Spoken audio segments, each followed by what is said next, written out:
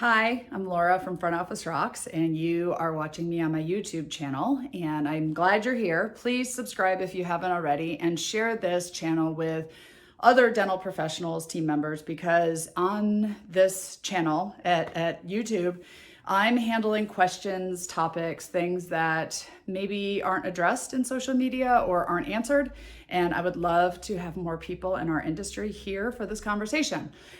So this topic today in this video is a difficult one. I'm going to put it out there. It's not easy to handle, but basically what it is I had somebody reach out who said they have an amazing dental assistant when it comes to doing her job. This dental assistant's really good at assisting, really good at, everything with her job duties. However, she sucks. And what I mean by that, not suction, sucks. Meaning she's rude to other team members, she's blunt with the doctor, people don't like to work with her, she's just not nice. So she's a great assistant, but she's not easy to deal with, she's not easy to work with. And what should they do? They've got somebody who's really good at their job, but at the end of the day, nobody really likes working with the assistant.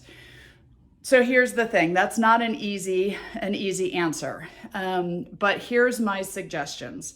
First of all, you have to recognize that part of the job description is to work on a team. I know clinically the job description, setting up rooms, sterilizing instruments, assisting the doctor, but for all of us in the dental office, also part of our job description is working as a team, showing up on time, participating with the office, doing what we can to help, being part of the bigger picture, taking care of our patients, getting along. Like those are all part of being part of a dental team. So her job description and what she's doing also includes that other stuff. Now, that being said, I don't think that somebody should get fired like that because they're not being nice to the team or they're hard to work with.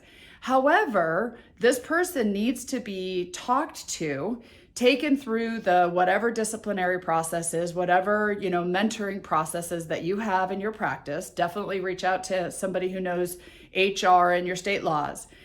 But somebody needs to sit down with this dental assistant and explain to her that her job is more than just assisting and clinically being strong. It is to be part of the team, and part of the team means she needs to get along with others.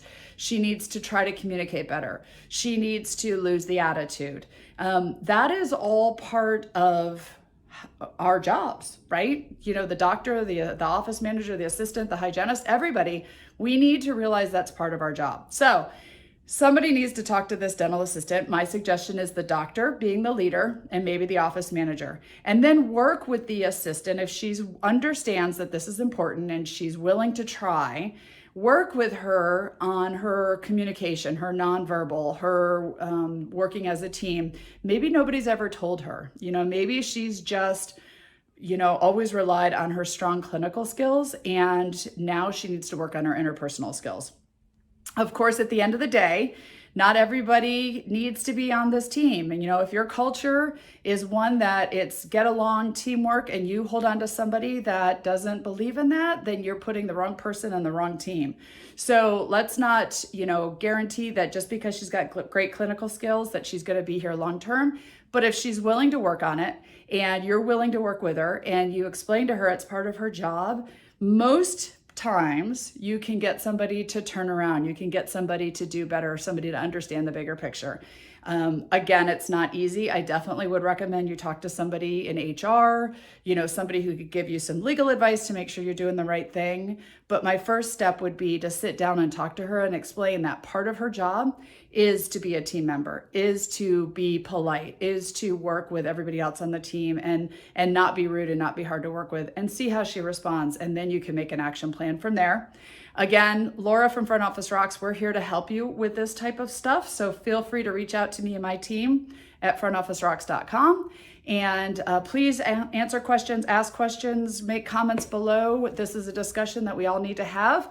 And I appreciate you sending this in. And thank you again for everybody. I look forward to talking to you in the next video.